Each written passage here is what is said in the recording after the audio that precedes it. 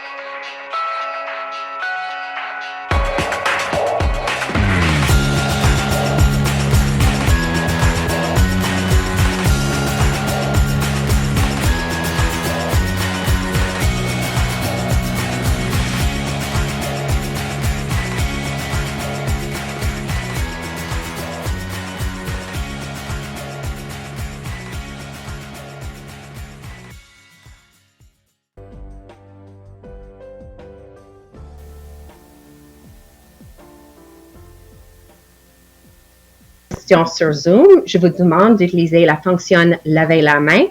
So I'll turn it over to you, Jagmeet. Thanks so much, Alana. I just spoke with some graduate students here in Dalhousie talking about how hard it is to find housing.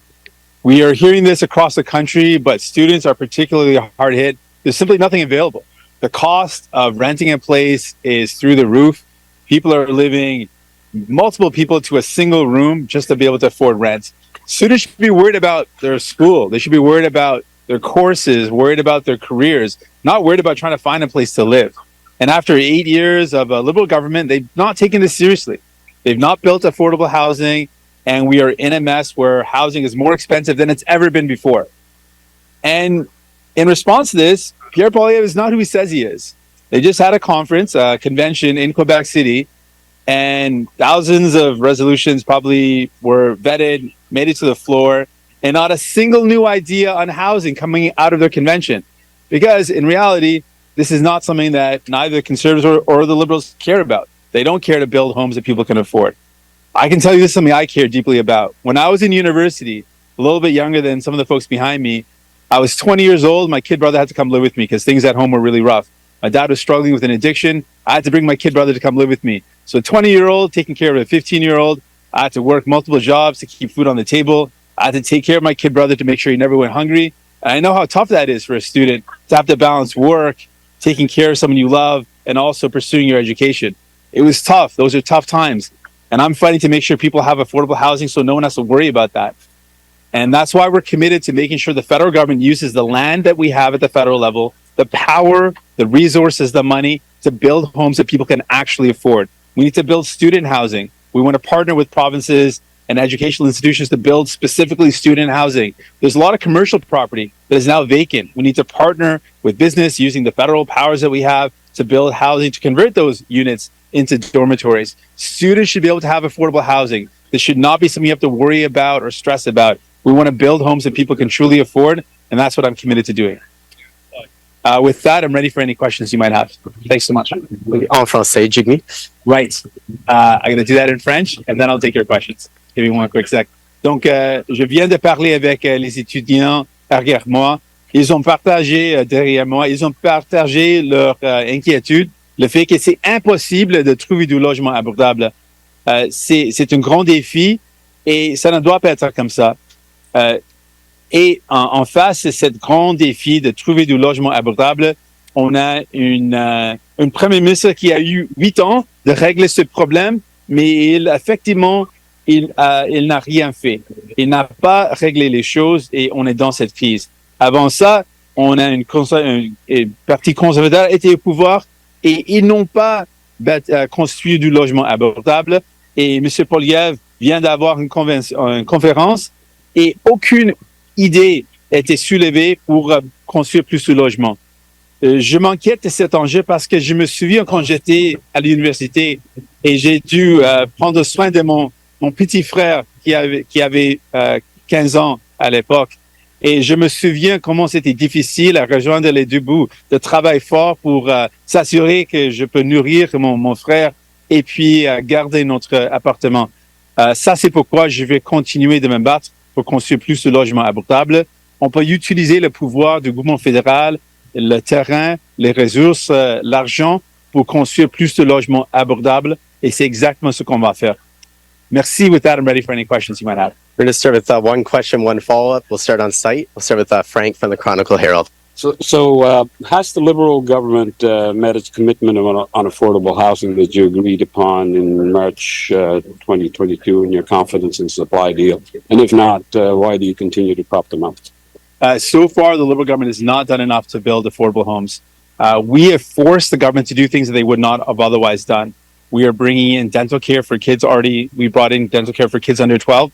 By the end of this year, we'll have free dental care for seniors, kids 18 and under, and people living with disabilities. So we're forcing this government to do things that they would not have done for people.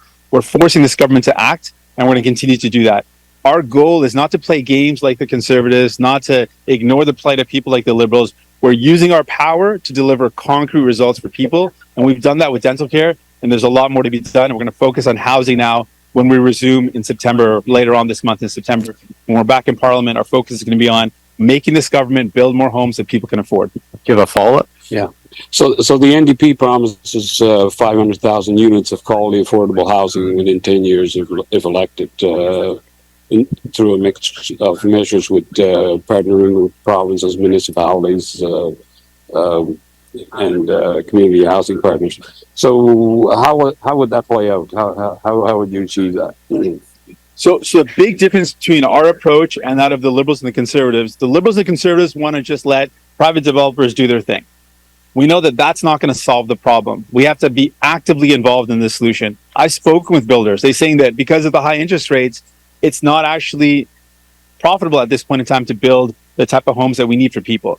So that's why we're saying we've got to use federal land, federal power, and federal resources to build homes that people can afford. After the World Wars, Canada set upon a mission of building homes that people could afford. Hundreds and thousands of homes were built after the World War for veterans that were returning from the war. That's the type of effort that we need to do now. Mobilize the power that we have and build hundreds of thousands of homes that people can truly afford so that young people don't have to worry about the cost of housing. When they graduate, they can find a place to call home. We can do that, but it's going to take actively using the power that we have at the federal level to build those affordable homes.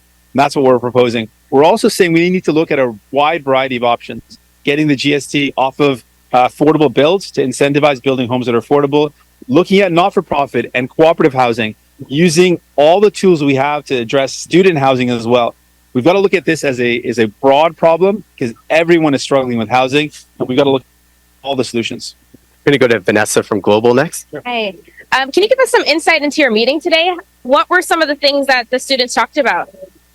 We heard a lot of really tough stories. Students that were living in tents while they couldn't find housing because the vacancy rate is so low in Halifax right now. We heard about students really worried about finding a place and then not knowing if they could actually keep it because they've heard from people that their landlords end up rent evicting them. They end up losing their place. Multiple people living in one room that's designed for one person, 4 people to a room. We've heard stories of 12 to 14 people living in one apartment that's not designed for that many people to live in. Many people are saying that we, even graduate students who have some income coming in, that with the cost of living, what it's at, cost of food, cost of groceries, and the rent going up, they just don't know how they're going to be able to make it all work. A lot of worry, a lot of fear, and a lot of anxiety. And that's something that students shouldn't have to be faced with. There's already enough anxiety worried about courses and exams to have to add on finding a home on top of that. We also heard from people that have to commute. The only affordable places to live are maybe an hour, 2-hour commutes away. So people are spending all this time commuting to get to school. None of this is good for our students. None of this is good for the future of our country. If young people are more worried about finding a home and commuting rather than focusing on pursuing their dreams, that's a problem. And that's a problem I want to fix. Do you have a follow-up? I do. Some people have suggested putting a cap on international students. Is that something that you would consider? I want to be really clear on this point, the topic of international students. International students are not to be blamed for the housing crisis we're in. What we know for sure is, over the past number of years, past decades, both the Liberal and Conservative governments have just not built affordable homes. And we are in this crisis today because of subsequent governments not making this a priority. Under the Conservatives, when they were in power for 10 years, they allowed 800,000 affordable homes to be sold to rich developers to be turned into highly profitable rental units that no one can afford. And under the Liberals, we lost another 200,000 affordable homes, and the housing prices have gone up. This is not by chance. This is by design. They've chosen to make our housing market really great for investors, a great place to make a lot of money, but not a great place to find a home. That is a choice, and I want to change that. We can absolutely change the way our market's structured so it actually benefits people finding a home.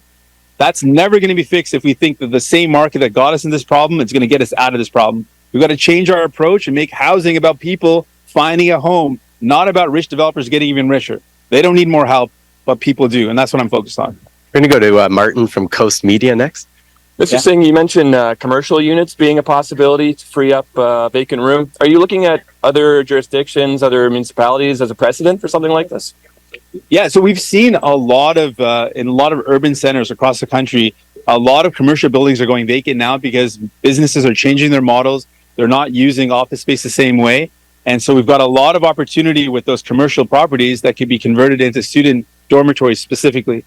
We've seen a project like that in Toronto, right beside the University of Toronto, on Spadina, a project where a building was converted and it's now being turned into student housing. We need to do more of that. We need to see the federal government be more actively involved in using the opportunities we have with vacant commercial properties, vacant federal land, and using that to build homes that people can actually afford, where students can actually afford. That's something that we have to do. It's not an option right now. We're seeing how bad things are getting, and without any action, it's just going to get worse. That's why we're pushing for this bold action that's really going to put people first. Do you have a follow-up? Additionally, what do you say to those who voice concerns about your own stake in property investment, given your spouse is holding up an investment property? Well, we have a home in Burnaby where we live, and we only need one part of the home, so we rent out the basement. I think that's a reasonable thing to do. We don't need the whole space, and that gives someone else a home. Our tenant there is able to live a great life. He's got his 2 kids that come live with him, and we think that's an important thing. But I absolutely agree that for too long, the housing market has been set up and been designed to make rich investors richer. That's something I want to take on. You're not going to hear Poilievre ever mention that. You're not going to hear Trudeau ever mention that. I'm saying it directly. There's a problem if our housing market continues to make rich investors richer and people keep on falling behind. That is unsustainable. That is not something that's going to work for our future. That's not working right now. And I'm very openly saying we got to take that on.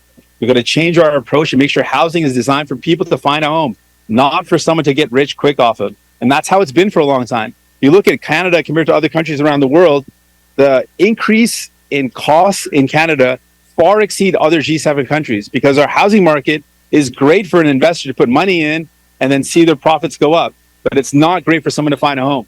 I want to change that, and we have to change that. Next question is from Radio Canada. Bonjour, est-ce que vous pouvez m'expliquer comment votre approche est différente de celle des conservateurs et des libéraux? Oui, c'est profondément différent. L'approche des libéraux et des conservateurs, c'est de faire exactement la même chose qu'on a fait depuis une décennie, ou plus d'une décennie, une approche qui n'a pas fonctionné. Quand les conservateurs étaient au pouvoir, on a perdu 800 000 logements abordables. Depuis le temps que M. Trudeau était au pouvoir, on a perdu plus de 200 000 logements abordables. Cette approche ne fonctionne pas. Ce qu'on dit, on doit utiliser le pouvoir du gouvernement fédéral, le train du gouvernement fédéral et les ressources, l'argent, pour construire plus de logements abordables. On doit changer un marché qui fonctionne bien pour les riches investisseurs, mais qui ne fonctionne pas pour les familles, pour les étudiants. On doit changer notre approche pour s'assurer que notre marché immobilier fonctionne pour construire du logement abordable, pour avoir du logement abordable. On doit aussi investir davantage dans le logement à but non lucratif, des coopératives. On a des solutions et on a besoin des néo-démocrates pour forcer ce gouvernement d'agir. J'aimerais bien savoir ce que vous pensez du commentaire du ministre du Logement qui a dit récemment que une des solutions à la crise du logement, ça serait de mettre un plafond sur le nombre d'étudiants internationaux. Je rejette cette solution parce que ça montre un manque de leadership et un manque de responsabilité. On est dans cette crise du logement à cause des actions ou des inactions du gouvernement libéral et avant ça du gouvernement conservateur. Ils ont laissé le marché immobilier fonctionner bien pour les riches investisseurs, mais ça ne fonctionne pas pour monsieur, madame, tout le monde, pour les familles, pour les étudiants. On doit changer cette approche. On doit investir davantage avec l'argent et le pouvoir fédéral pour construire du logement abordable. On doit sauver les logements abordables qu'on a avec un fonds d'acquisition qui va garder les logements abordables qu'on a. Donc, on a beaucoup des options, beaucoup des solutions, mais on a besoin des volontés. Et nous, les néo-démocrates, ont la volonté de prioriser le logement pour les gens. Okay, we're going to go to questions on Zoom next. Sure. Okay, we'll move to questions on Zoom. We're going to take one question and one follow. Please use the raise hand function. On va prendre une question et une question suivie. Alors, utilisez la fonction lever la main. Our first question comes from Julie-Anne Lapointe avec Radio-Canada. Oui, bonjour, M. Singh. Bonjour. J'aimerais vous entendre sur le fait que les conservateurs, on le sait, sont en avance dans les sondages. Ça pourrait vouloir dire que Justin Trudeau pourrait vouloir réagir face à tout ça. Est-ce que vous craignez que ça puisse se transformer en politique plus austère? J'ai des craintes pour les étudiants derrière moi. J'ai des craintes pour monsieur, madame, tout le monde. J'ai des grandes inquiétudes parce qu'on fait face à une grande défi de coût de la vie qui augmente, coût d'épicerie qui augmente et coût de logement qui continue d'augmenter. Et en face de cette grande crise, on a l'élection du gouvernement libéral et ça m'inquiète beaucoup. Ça, c'est pourquoi on a utilisé notre pouvoir pour forcer ce gouvernement d'agir. On a mis en œuvre un programme de soins dentaires pour les enfants de moins de 12 ans. On a forcé ce gouvernement d'agir pour doubler le crédit d'impôt de la TPS. On a mis plus d'argent dans les poches des familles. Donc, on a forcé ce gouvernement d'agir. Et pour répondre à M. Poilievre, c'est clair qu'il n'est pas qui il prétend être. Il dit une chose et fait exactement l'opposé. Il dit que c'est important de faire face aux crises du logement, mais quand il était au pouvoir, on a son bilan. Et ce qu'il a fait quand il était au pouvoir, il a laissé les riches investisseurs de acheter 800 000 logements abordables.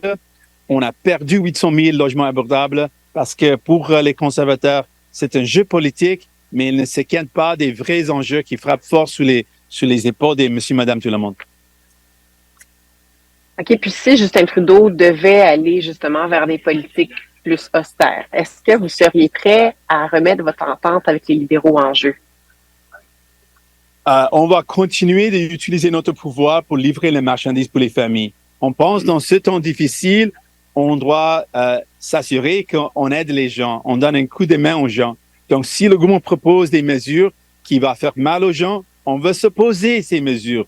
Parce qu'à ce moment, on doit donner un coup de main aux familles. Ce n'est pas le moment de faire mal aux familles, de empirer les situations.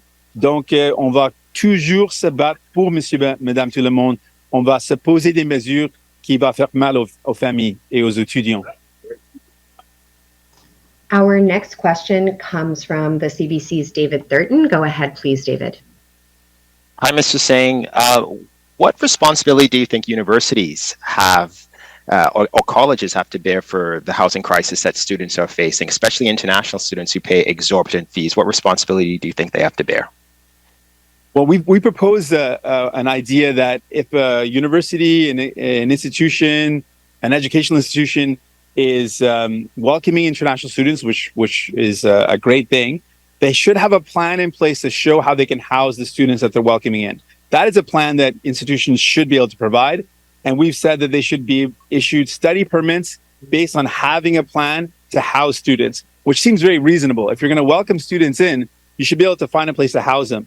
I think that should extend beyond that and say that we've got to have a plan in place where students can be able to find affordable student housing on campus, and that we are proposing to make that happen a federal partnership where the federal government proposes or offers 1/3 of the funding, the provinces does 1/3, and the institution does 1/3 to build student housing specifically designed for students.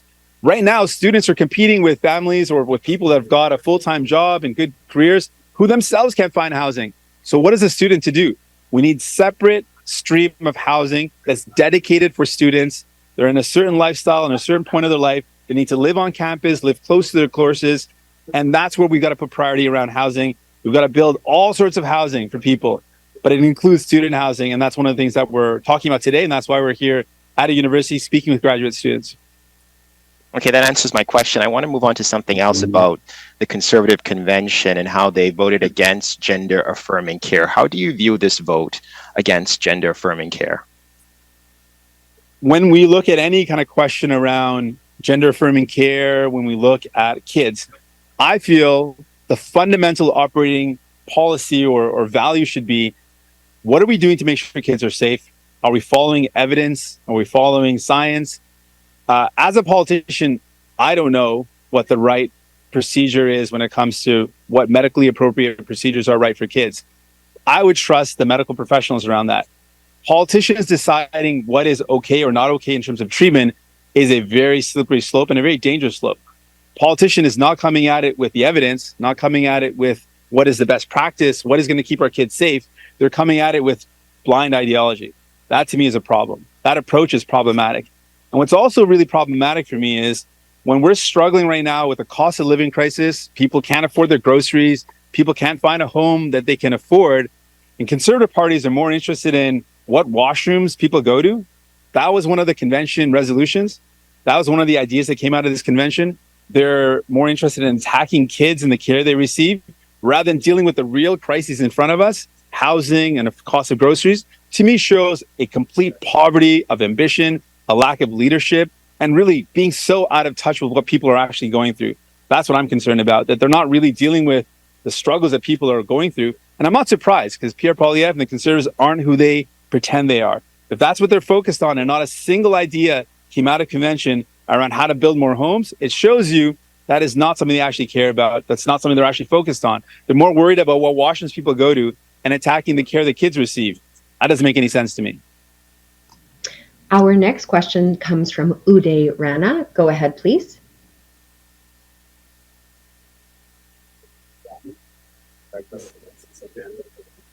I think you might still be on mute.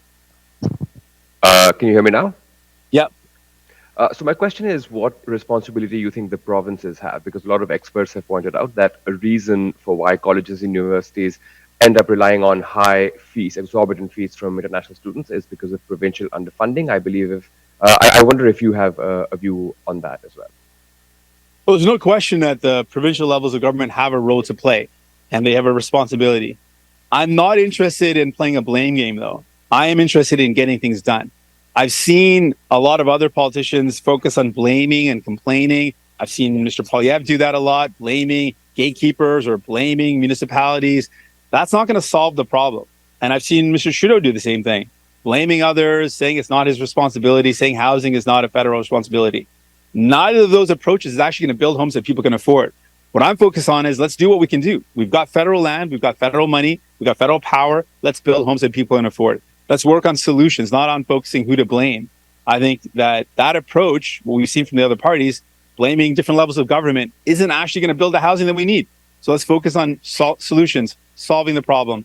And that's what we're proposing today. That's what we're looking at. How do we solve this problem in a meaningful way?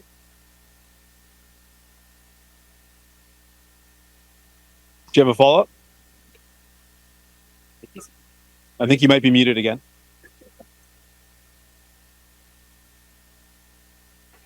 Sorry, I was having some technical issues there. What financial levers are you expecting to use to ensure that certain kinds of housing is prioritized, whether it's rental accommodation or it's student housing? What specifically do you propose to do to sort of incentivize that kind of billing that you're saying is so crucial? Sure, there's three different approaches that we're proposing to build homes that are affordable and to tackle the housing crisis. First off, we absolutely do need private development, and to incentivize the right type of homes being built, we're proposing to waive the GST or HST off of affordable rental homes. So if a builder wants to build a unit or a building where there's affordable rent, we can waive the GST or HST. That's one concrete thing. When it comes to keeping homes that are affordable, we're proposing an acquisition fund, which would allow for affordable buildings to be bought by not-for-profit communities, community organizations, to be bought by cooperative to keep them affordable. And the third thing we're proposing is to actively get back in building homes. After the World Wars, Canada built homes. At the federal level, we built hundreds and thousands of homes. I want to see that happen again. The federal government's got to be actively involved in the solution. It's not going to be fixed on its own. It's not going to be fixed by the market. The federal government's got to get involved. And that's what we're proposing. So those are the three approaches we're looking at. And then finally, we also have to look at the housing market itself. Like I mentioned earlier, it's designed, if you've got money, you can drop it in the housing market and make a great return. That's great for a rich investor. That's not very good for a family. We've got to change that approach. And we can use different laws, different measures to change the housing market so that it's better designed for families, for students, for working people, and not designed for a rich investor to just make more money off of it. We're not seeing more questions on Zoom at this time, so Jagmeet, I will pass it back to you for closing remarks. All right, well, I'm really honored to be here at Dalhousie. I want to thank the graduate students behind me. There's a big crowd of students also gathering around, so I'm going to go say hi to them as well. Thank you so much for the opportunity. We're going to fight as hard as we can to make sure homes are affordable. Thanks so much. Merci. Thanks. Thank you very much. Thank you so much. Thank you.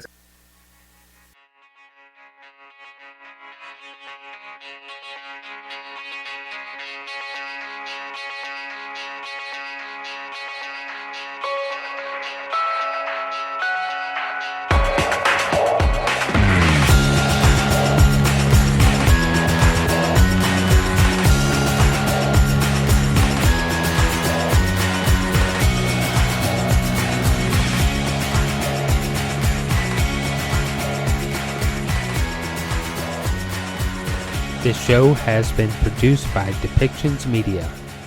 Please contact us at depictions.media for more information.